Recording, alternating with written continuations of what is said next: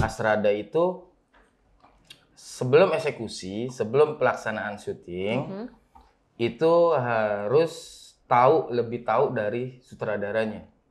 Bahkan kayak dukun. Wah, mau hujan atau enggak nih? Kita harus tahu. Bersama Salah. Saya pikir mulut, mata. Iya. Oh, jadi ini direkam. Lah saya kira mau ngobrol-ngobrol dari tadi. Hi everyone, back to Gia Corner Surgeon with me Dila. Sekarang gue lagi sama Bang Cims sebagai asisten sutradara, betul? Betul. Betul. Bang Cims tuh kalau nggak salah ada di salah satu talent di film series ya? Iya. Series My Lecture, My Husband. Sebagai apa tuh? Sebagai John. John. Oke. Bang Cims, ceritain dong apa aja sih pekerjaannya sebagai asisten sutradara? Pekerjaannya asisten sutradara itu mengatur semua saat syuting. Jadi sebelum kita syuting tuh ada tahap-tahapannya itu kita harus persiapkan semuanya, kayak membreakdown satu skenario itu, di breakdown, terus di apa namanya tuh, dibelah-belah. Dalam artian tuh kita harus di daily-nya ini sesuai dengan PPM. Meeting. Tahu PPM? Nggak tahu. Apa tuh? BPM itu kayak meeting sih sebenarnya, dari awal script conference dan sampai PPM final. Jadi Astrada itu sebelum eksekusi, sebelum pelaksanaan syuting, itu harus lebih tahu dari sutradaranya. Berarti lebih banyak jobnya ya dibanding sutradara atau gimana? Ya kalau jobnya sih sama, emang jobnya seperti itu. Jadi kalau Astrada nih, semua kita atur tuh. Kita harus tahu wardrobe-nya apa, makeup continuity-nya seperti apa, terus setnya itu apa, dan kapan mau diambil. Bahkan kayak dukun. Wah, mau hujan atau enggak nih? Kita harus tahu, karena kita harus tahu. Udah tahu duluan. Apa namanya tuh yang perakiraan cuaca yang di handphone tuh? Weather. Iya. Kalau bahasa Inggris saya kan bahasa Inggris jonggol, saya jadinya kurang Jadi weather itu saya lihat berapa hari ke depan itu harus kita tahu. Jadi Astrada itu banyak banget jobnya. Banyak banget ya. Ya karena sebelum kita eksekusi semua itu Astrada yang mengatur. Jadi setiap pergerakan sebelum syuting di pagi sampai jam yang ditentukan, misalkan kita maksimal jam 12 malam misalkan. Nah, itu harus speed dari Astrada itu harus dibangun sama tim. Seperti itu gitu. kalau Astrada. Sebagai Astrada ya, sebagai Astrada itu tuh butuh kekreativitasan nggak sih Bang? Ya butuh. Pasti ya. Butuh. Butuh kreativitas, butuh apa namanya, untuk menjaga kekompakan tim. Terus kayak nggak bisa tuh ego.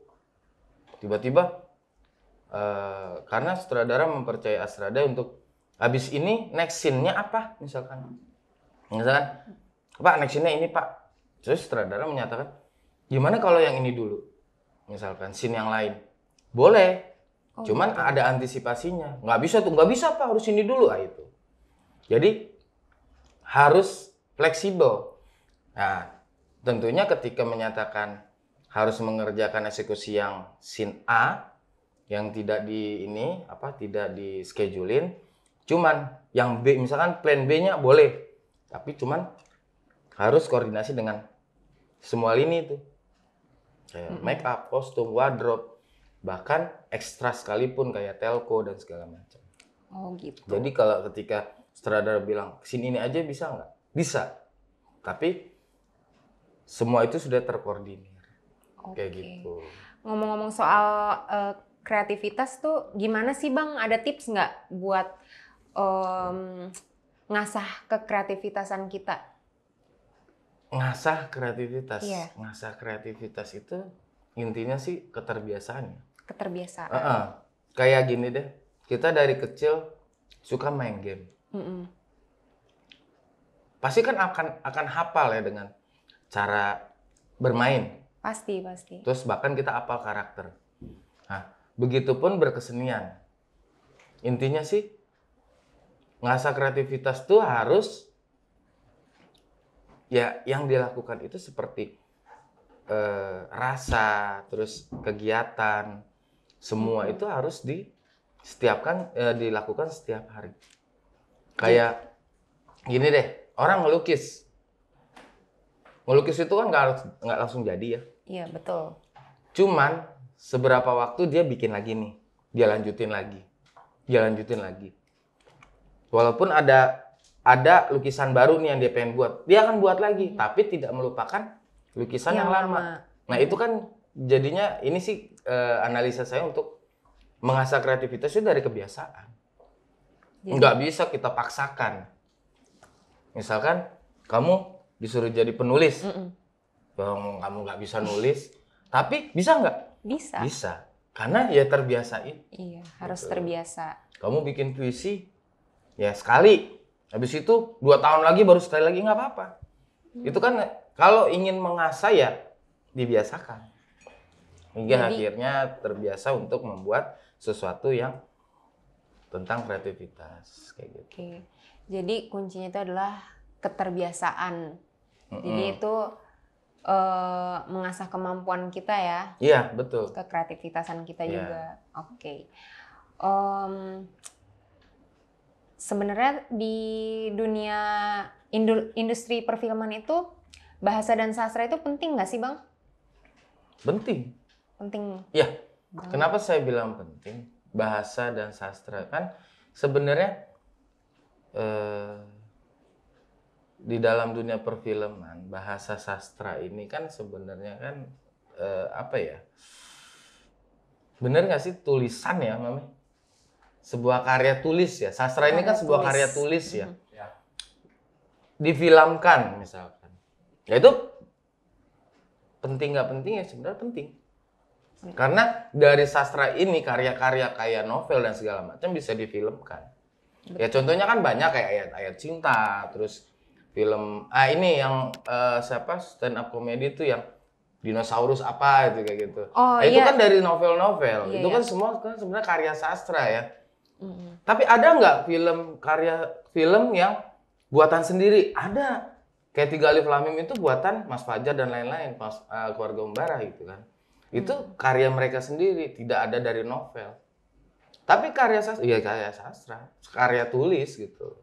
Yang difilmkan, divisualkan, dijadikan gambar orang jadi yang menonton itu paham dan mengerti. Nah, kalau di buku kayak yang baru ini Bumi apa? Bumi Langit. Itu kan sebenarnya dari karya novel sebenarnya. Gitu. Dan Ananta apa itu? Itu sebenarnya karya sastra novel. Nah, yang difilmkan. Iya. Difilmkan kayak gitu. Berarti ngomong-ngomong soal novel yang dikaryakan menjadi sebuah film, itu prosesnya gimana sih, Bang? Kalau boleh tahu. Kalau proses aku sih belum pernah ikut terjun langsung ya. Cuman kata-kata dan katanya. Nih. Jadi prosesnya tuh gini. Bestseller misalkan. Buku kamu bestseller. Nah, ada satu PH atau production house yang pengen mengangkat karya tersebut. Nah, jadi saya misalkan PH nih, saya butuh scriptwriter untuk menjadikan sebuah cerita yang intinya benang merahnya yang ada di novel tersebut. Gitu. Ketika saya menulis, ketika scriptwriter saya menulis, itu kan tentunya dari cerita yang ada di novel. Iya, betul. Nah, barulah ditambah dialog. Hingga akhirnya terjadilah sebuah buku skenario. Gitu. Jadi kasarannya buku kamu saya beli. Iya. Dengan sekian nominal, saya kasih beli ke saya, tapi tetap kamu nanti akan mendapatkan royalti tentunya gitu kan. Jadi scriptwriter-nya misalkan saya panggil siapa misalkan, misalnya kayak pas penulis itu Fajar Umbara misalkan, Mas bikinin ini dong tulisan tentang buku novel yang ada Mbak Sana. Dila. Ya, dengan karya tulis Mbak Dilah nih novelnya saya mau angkat ke layar lebar misalkan atau ke web series. Itu gitu, prosesnya itu kayak gitu. Jadi saya harus butuh scriptwriter buat membuat kasarannya scriptwriter itu membuat blueprint hingga akhirnya ke visual, audio visual kayak gitu. Mau balik lagi nih ngomongin soal bahasa dan sastra tuh pentingnya di film industri. Film kita industri kan, iya kita kan mahasiswa JIA itu kan anak sastra ya. Gimana sih step-stepnya kalau kita mau masuk ke film industri gitu? Kalau mau masuk ke industri? Iya. Kalau mau masuk ke industri perfilman, kayak orang sastra ya, khususnya orang sastra, apalagi bahasa asing ya, sastra bahasa asing, kayak bahasa Inggris lah kasarannya. Saya belum lihat masalahnya, saya belum tahu, ini karya orang Indonesia, bahasa sastra orang Indonesia yang membuat sastra Inggris, yang membuat novel bahasa Inggris dan difilmkan. Oh, belum ada ya? Saya belum pernah dengar. Ya, saya nggak tahu ya. Udah pernah dengar belum? Belum ya. Ya, teman-teman aja yang mungkin ditranslate orang luar yang ngarep. Nah, kalau dari luar novelnya diadopsi ke Indonesia, ditranslate ke Indonesia, itu ada. Kan gitu. Ya, ada kan? Ada. Contohnya apa tuh? Ya kayak film Is film Is yang di timur itu loh, yang di Mola TV. Itu kan karya orang luar gitu kan.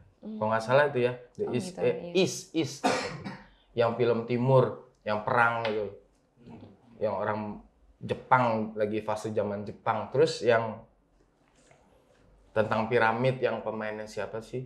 Yang nggak ada ojek, becek, itu siapa yang nggak tahu? Cinta Laura, yang main Cinta Laura yang tentang piramid yang masuk ke dalam ruang itu tuh. Nah, itu kan karya orang luar gitu dimainkan. Terus ada juga yang tentang keraton. The Raid sekalipun itu kan bukan karya ya. Bukan karya. Sebenarnya karya Indonesia. Karya Indonesia The Raid. Itu dari apa sih namanya? Dari sini nanti muncul. Ya. Terakhir. Bukan serial. Pokoknya adalah karya-karya dari luar ke Indonesia. Jadi, tapi ada nggak karya Indonesia yang datang keluar gitu? Yang dimainkan sama orang luar, diadopsi sama orang luar. Ada nggak? Nggak ada ya. Nah, aku punya, ya maksudnya aku punya inspirasi gitu dalam artian bagus sih karya original dari buat novel tentang tentang misalkan tentang story kita sendiri, cuman pakai bahasa Inggris. Nah, ya kan itu agak sulit ya. Iya. Untuk memperkenalkan sastra Inggris untuk ke luar gitu kan, maksudnya ke masyarakat lah Indonesia sendiri. Iya, betul. karena kan mencakup bahasa tersebut, orang nggak terlalu paham. Nah, kalau aku sih nggak gitu.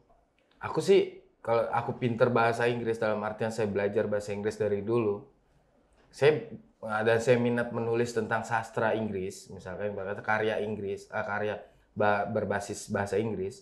Saya ngambil novel-novel bestseller yang ada di Indonesia, gitu loh. Saya translate jadi bahasa Inggris dan saya share ke orang ya luar negeri, kasarannya ya yang menyangkut tentang karya ini bagus sebenarnya buat di sana, gitu loh. Seperti itu. Jadi ya bukan menjiplak ya, cuman kita minta izin sama Iya. penulis, misalkan baca penulis, Mbak, saya translate ke Inggris semuanya ya, Iya. gitu. Nanti saya mau buat daya jual keluar, ada nggak yang minat tentang karya Mbaknya kayak gitu. Oke. Itu kan apa ya, feedback Iya, buat feedback. kita gitu loh. Betul. Misalkan kalau di sana sekalipun ada, oke nih bagus dibukukan misalkan, ya berarti bestseller juga di sana kan gitu. Iya, betul. Gimana sih karya kita sama orang luar? Iya. Gitu guys. Penjelasan dari Bang Cims. Gitu. Itu sih analisa saya tentang film. Karya-karya sastra kayak cerpen, puisi, sajak gitu-gitu tuh bisa dijadiin sebuah karya film nggak sih, Bang? Ya bisa banget. Bisa banget. Ya iya dong. Bisa dong. Apa aja Ya, kan semua- semua bisa dijadiin. Iya, divisualkan Iya, bisa. Karya tulis itu semua divisualkan. Ya, tergantung bentuknya.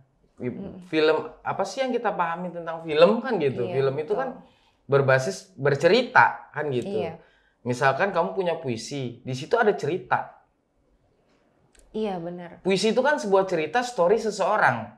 Bener nggak? Betul. Betul. Yang dia lihat, yang dia rasakan, betul nggak sih? Kan gitu ya? Iya.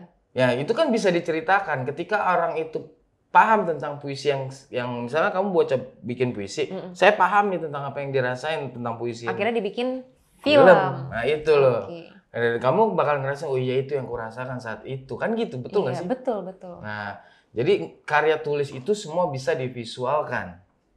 Tergantung pengerjaannya, mau bentuknya seperti apa. Ibarat kata gini, saya punya puisi. Nah, saya punya cerita cerpen, monolog. Saya mau visualkan, bisa. Ya dengan cara, ya saya seperti memonolog, tapi dengan cara bentuknya setnya berbeda-beda misalkan. Iya. Tapi tidak bercerita misalkan. Ada A dan B bercerita tentang ini, tentang monolognya enggak. Tapi cuma satu orang misalnya, penggarapannya kayak teater gitu, ya nggak masalah. Kan divisualkan. Iya. Visual itu kan gambar. Audio itu suara. Audio visual, jadi bentuk sebuah karya. Iya, betul. Karya film kan gitu. Itu sih yang saya pahami gitu. Oke, karena tadi Abang kan bahas teater nih. Kebetulan di JIA juga kita lagi ngebangun teater nih. Oh, UKM teater. Iya. Ada tips nggak sih Bang, gimana sih cara acting? Kan Abang juga pernah ikut di berbagai macam film. Terus juga pernah ikut teater juga kan Bang dulu? Kok tahu? Tahu, kan tadi kita ngobrol. Oh, iya. Ya, kalau apa tadi pertanyaannya, tips ya? Tips. Tipsnya ya lebih ke tips. terserah mau berapa mau ngasihnya. Bukan tips itu Bang. Oh, apa Tips and triknya. Oh, Tips and trick. saran ya.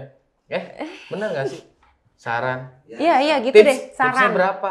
Ya Tipsnya nih. nggak enak dong kalau kelihatan Oh, iya. nih tipsnya kan nggak enak. Ngumpet ya gini. Iya, harusnya dibalik. Di balik Iya, tipsnya nih Mas. ini Gitu. dari bawah. Ya tips apa? Trik ya intinya sih kalau belajar teater atau belajar seni peran ya, itu jatuhnya seni peran ya. Seni peran. Kalau teater kan itu sebenarnya tergantung badan organisasinya tersebut. Ya, di situ kan nanti ada, nggak semua orang yang suka jadi pemain. Ya. Jadi nggak ada juga semua orang jadi produksi misalkan atau jadi tim kreatif. Nggak semua juga orang suka jadi tim teknis kayak kameramen, kayak kalau di multimedia kayak kameramen ya, audio, visual dan segala macam. Kalau di teater kan kayak jatuhnya kayak tim lighting yang menerangkan cahayanya. Terus nggak juga semua suka tentang jadi yang ngatur atau jadi pelatih, jadi sutradara. Jadi sebenarnya kalau kalian bermain di dunia teater gitu ya, sebenarnya bagus untuk perannya ya, untuk peran, untuk produksi dan pembelajaran untuk tim kreativitas Tim, itu iya. tersebut. Jadi mengasah itu kembali Iya, lagi ke kembali awal. lagi ke awal. Ya untuk mengasah itu untuk semua teman-teman mahasiswa atau semualah yang di Indonesia, organisasi itu sebenarnya bagus ya. Iya. Nggak hanya teater, cuman organisasi itu bagus tergantung mereka mau membentuk manusianya itu membentuk organisasi itu menjadi apa dulu. Kalau misalkan kesenian ya udah, kamu harus fokus kesenian dan organisasi tentang kesenian itu tersebut. Kampus jangan ganggu. Oke. Iya, tapi kampus jangan ganggu organisasi, tapi organisasi jangan ganggu kampus. Itu yang benar. Itu yang benar. Iya, jadi ketika kalian mau benar-benar sukses atau mau menuju tujuan dengan tepat, jangan saling ganggu. Oke. Nah, kalau kalian saling ganggu, ke depannya nggak bakalan bisa masuk. Nggak bakal bisa jalan Iya, ya. nggak tujuan bisa. itu Iya, gitu. betul. Ketika kamu organisasi, jangan ganggu kampus. Kamu di kampus ya jangan ganggu organisasi. Iya. Kan gitu. Harus balance sebenarnya. Balance. Itu sih untuk tujuannya. Tipsnya itu kembali lagi ke tips ya, harus kompak. Harus bekerja sama. Kalau kalian saling tidak mengerti dan memahami, punya individu masing-masing dan egoisnya masing-masing, berarti manusia itu nggak siap untuk bersosialisasi dan untuk maju ke depan. Betul. Maju emang ke depan, mundur ke belakang. Berarti kita harus kerja sama tim yang baik gitu ya. Nah, iya dengan cara apa sih? Ya Komunikasi. iya, itu dia. Komunikasi yang tepat. Dan mungkin orang tidak tahu tentang kesenian, tentang Iya. ya kalian bisa kerja sama lagi sama teman-teman kampus lain yang punya ibarat kata punya teater, organisasi tentang teater. Ibarat kata gitu. Jadi kalian bisa kerja sama, tolong dong bantuin. Nah, itu kan jadinya kekompakan ya. Betul. Nah, jadi kalian ya nggak usah malu ketika saya baru mas gini. Jangan kita sendiri yang ngajarin. Karena kita aja nggak paham gimana mau mengajarin yang baru. Nah, bagaimana caranya kita kerjasama sama kampus-kampus yang lain. Jadi kampus-kampus lain itu kan ada yang ngerti dan paham. Nggak usah malu. Karena membawa atas nama teater ya udah. Mereka akan bantu. Gitu loh. Ya misalkan itu kan juga menjadi jaringan kalian nanti. Relasi. Iya. Itu yang jadi sebuah relasi. Kayak saya waktu itu di Jogja, saya buka jaringan ke Solo, ke Semarang, ke Surabaya, ke Bandung. Itu buka jaringan walaupun di kampus ya. Tapi di situ nilai positif saya ketika saya buka jaringan, teman-teman yang di luar dari Jogja kampus saya itu bisa bantu ketika saya punya proses. Betul. Ya nggak? Nambah benar. saudara, nambah relasi. Nambah ilmu juga. Nah ya pasti. Kan gitu. Jangan berindividu gitu. Iya. Kasarannya gini. Cina setelah bikin benteng ketika bikin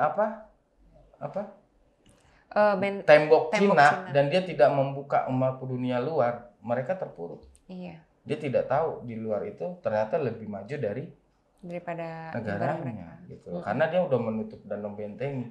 Nah, termasuk organisasi. Organisasi itu harus keluar. Iya, betul. Biar kalian bisa tahu oh di luar itu ada apa gitu loh. Jangan ya kalau kalian merasa mampu ya monggo. Cuman kalau nggak mampu ya udah keluar, ayo buka jaringan sesama teater, sesama organisasi lainnya gitu. Jadi jangan berkecimpung di dunia dirinya dia sendiri. Tapi bersosial. Iya, udah pasti. Jadi gitu guys, bersosialisasilah sebanyak-banyaknya. Oke nih Bang Cims, kita nih mau tahu dong awal Bang Cims masuk ke film industri itu gimana sih ceritanya? Iseng. Wah, iseng guys, iseng. Gimana tuh isengnya? Ya, Bisa sampai kayak gini? aja iseng-iseng ketika teman-teman lagi syuting. Dulu sih sering banget ya main ke lokasi syuting, cuman lihat doang, main-main, kenal kru dan segala macem gitu kan. Karena dulu masih kuliah, jadi saat pulang dari kuliah, bukan pulang dari kuliah sih, jadi pas pulang kampung lah, sarannya ke Bekasi, teman-teman. Pas kuliah ini juga dunia enggak, saya mah seorang saya kuliahnya di teknik industri. Waduh, melenceng banget ya. Kok melenceng? Kok nggak melenceng lah? Dunia industri kan saya juga bukannya bisa dulu jadi pas dunia perindustrian film. Belum ada tuh ya, industri film. Oke, terus? Jadi ketika saya belajar main dulu, sering main, kenal sama kru dan segala macam, udah senang aja ngeliat orang pada main, pada syuting dulu tuh teman-teman yang di Kampung Cerewet. Jadi kan dulu rumah di Kampung Cerewet nih. Tahu nggak Kampung Cerewet? Tahu. Perumnas 3 bukan sih? Ya, Wisma ya? jarang nonton nih. Enggak, tahu tapi tahu. Oke, Oke, Kampung udah. Cerewet Duren Jaya pokoknya ya. Iya, terus? Ya, mereka pada syuting kan, saya main kalau syuting dulu tuh 2004 atau 2005 itu. Sebelum ke Pompong nggak salah, itu ada anak cucu Adam. Nggak tahu ya, 2002 belum lulus, belum lahir lagi jajan. Berapa tahun berapa? 2002. Oh, baru umur 1 2002, tahun. 2003 atau 2004 gitu. Baru umur 3 tahun. Baru umur 3 tahun ya. Iya. Dulu ada film Cucu Adam, Marsanda waktu itu yang main si Caca. Saya sering main ke situ, next. Terus tahun berikutnya saya main terus. Terus saya sih kuliah, kuliah sekalian teater itu kan. Nah, lulus bingung, lulus mana ya gitu kan. Udah lulus bingung, ya adalah main kalau kasih syuting. Terus temen lagi sih, Cim bantuin apa nih? Awalnya nge-lighting, udah saya bantuin lighting. Saya tahu tuh belajar lighting dari teman-teman tuh. Ya sinetronan lah gitu kan, main. Keenakan gitu kan. Akhirnya diajak, udah Cim. Ya belum tahu bayarannya gimana apa segala macam kan, udah ya syuting aja dulu. Nah, saya ditelepon sama kakak sepupu, suruh ke Jakarta, suruh ke Bali. Ya udah saya ke Bali, saya buka perusahaan di situ di home care gitu, bidang home care. Jadi Citra Bunda Mulia namanya itu. Jadi ya setelah kerja setahunan lebih, nah tim yang di Jakarta syuting lah di Bali. Lah ketemu lagi kan, diajak lagi Cim bantuin. Ya udah boleh bantuin Bang, boleh. Ya udah ikut lagi nge-lighting FTV waktu itu, screenplay. Nah udah main udah segala macam, udah tuh saya balik ke Jakarta. Iseng aja lagi main ke lokasi syuting. Iseng lagi Iya, iseng ya. Iseng main lagi syuting ke tempat teman-teman itu lagi main. Terus ya karena lagi nganggur, udah saya daftar lah ke screenplay saat itu. Ya udah saya jadi tim di IT, tim inilah loader lah, posisinya jadi loader, tim editor lah. Sebelum diedit kan masuk loader dulu. Udah tuh ada setahun setengah saya resign, saya cabut. Akhirnya saya diajak film. Pertama kali film itu jadi script continuity ya. Tahu nggak script continuity? Pencatat adegan. Oh iya. Tahu. Jadi tahu nggak? Masih dibahas. Tahu biar cepet aja gitu. Enggak tahu serius. Bener nih. Bener. Ya udah, jadi script continuity hingga akhirnya film pertama itu judulnya 4 tahun tinggal di rumah hantu. Itu judulnya? Judulnya tahun 2013. 4 tahun tinggal di rumah hantu. Nah, guys, coba deh kalau ada cari itu. Cari aja di YouTube ada kok itu. 4 tahun tinggal di rumah hantu. Saya menjadi pencatat adegan. Nah, udah dari situ barulah yang angkat saya jadi Astrada itu adalah Joko Nugroho dulu. Penulis yang ini. Pak Joko Nugroho itu penulis Kawin Kontrak. Kawin Kontrak pernah dengar? Ya, terus sama ini Pangin Love tuh. Yes. Pangin Love. Ya, itu dia penulis. Dan banyak juga tulisan-tulisan yang lain. Pak Joko Nugroho, saya belajar sama beliau tentang yang Asradai, tentang Asrada dan segala macam. Sama Agung sih dulu, Agung Leo yang ngajak saya awalnya gitu. Nah, udahlah berlanjut. Nah, jadilah kadang di sela-sela syuting tuh sutradara ngelihat Cim main gantiin ini ya, itu main 1-2 scene gitu kan, udah. Oh, ini sebagai talent? Iya, makanya jadi pemain, jadi kru, jadi pemain juga gitu kan. Iya. Sempet ada satu film yang terakhir yang itu full tuh 2-3 hari syuting, 3 hari jadi pemain. Aduh. Makanya film apa tuh? Ada namanya rocker jadi dangdut apa nggak salah. Jadi bukan film lebih ke program TV Trans 7 gitu. Oh, oke. Itu full tuh main jadi pemain. Berarti ngapalin skrip dan lain-lain. Iyalah dihafalin nih. Kan tapi otomatis sudah hafal karena Iya, kan itu iya. astradanya. Oh iya. Kan gitu. Berarti double job ya? Kerjaannya banyak. Iya. Ya udah tuh habis itu saya jadi pemain. Nah, udah, maksudnya nggak ada fokus jadi pemain, tetap jadi Astrada apa segala macam. Ya banyak lah film kayak film besar saya itu Tiga Alif Lamim, Sawah 2, terus film Miskol, terus film Caleg Bayi Siden, karya Joko Nugroho, terus apa lagi ya? Satu Suro kayak gitu. Nah, kalau web series itu kayak My Lecture My Husband 2 sama terakhir sih My Mom My Rival gitu. Oke. Ngomong-ngomong soal My Lecture My Husband, kita mau lihat dong klipnya. Boleh nggak? Kita lihat ya bareng-bareng. God, it's been a while. It's been a while. How are you? Good. Good. Lu memang sering kesini? Lu, Pak. Udah, gampang nanti gue yang jelasin. Dah balik John, aman John. Saran ya, lu mendingan nyemplung deh ke laut, berenang di laut, buat buang apes, buang sial. Bentar, nih Mas yakin personal trainer? Kok kayak nggak personal trainer? Yakin. Personal trainer. Tapi masih magang, Mas. Jadi sebenarnya itu nggak sengaja itu ya sutradara Pak Monty Tiwa. Jadi ketika saya ngasradain beliau, dia bilang, "Ci mainnya." Waduh Pak, main apaan? Udah main. Jadi ini PT kan. PT apaan Pak? Apa? Personal trainer. PT apa tuh? Personal trainer. Personal. Oh iya, Yang personal gym trainer kan, ya. personal trainer. Oh, aduh Bapak ada aja. Saya bencut begini kayak orang hamil. Enggak apa-apa udah katanya. Ah serius Pak ya udah. Ya habis itu berapa hari setelah itu masuklah setnya gym itu. Saya nggak tahu tiba-tiba orang pagi-pagi orang lagi koordinasi sama yang lain tiba-tiba, Cim ganti baju. Ah ganti baju apaan Pak? Udah ya lu jadi pelatih gym. Ah yang bener nih Pak. Iya udah tuh. Disuruh ganti lah sama Pak Monty. Udah ganti baju nyempurut buncit ya kan. Gimana Pak karakternya? Nanya kan. Udah lo pokoknya pede aja. Pokoknya sok gaul apa namanya? Ya sok deket gitu aja kalau sama orang. Jadi ya udah kan. Nah, nggak tahu sebenarnya ceritanya ke belakang itu gimana. Pak Monty yang membungkus itu gitu kan. Oke.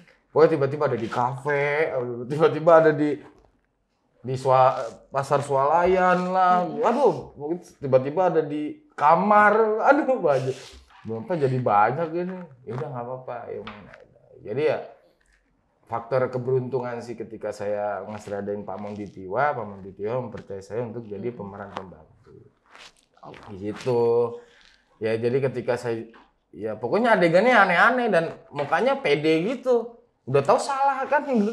Tahu saya makan lah pakai aduh bilang ya. Tapi ya itulah beliau yang bentuk ketika saya syuting, beliau Monty Tiwa yang berikan saya support dan segala macam. Sungguh berwarna sekali ya Gia Corner Session saat ini. Bersama Mbak. Salah. Saya pikir mulut, mata. Aduh, Bang, makasih banget nih Bang udah datang ke Gia Corner Session. Makasih. Iya dong. Makasih udah datang ke acara kita. Makasih. Iya. Oh jadi ini direkam? Lah saya kira mau ngobrol-ngobrol dari tadi. Ini dari tadi direkam Bang. Nih kameranya di situ tuh. Di situ juga tuh. Saya kira mah abangnya cuma nongkrong Ngeliatin gitu. kita doang Iya. ya? Aduh. Nah ternyata direkam ya. Iya. Takut itu saya tadi gitu. Tegas. Mau nyelentet begini ya nggak enak kelihatannya. Gimana dong? Diulang ya? Udahlah. Udah guys, sampai situ aja Gia Corner saat ini. Diulang, Bye. Diulang. Udah Bang. Enak. Udah males ah. Udah nih? Iya udah. Udah belum?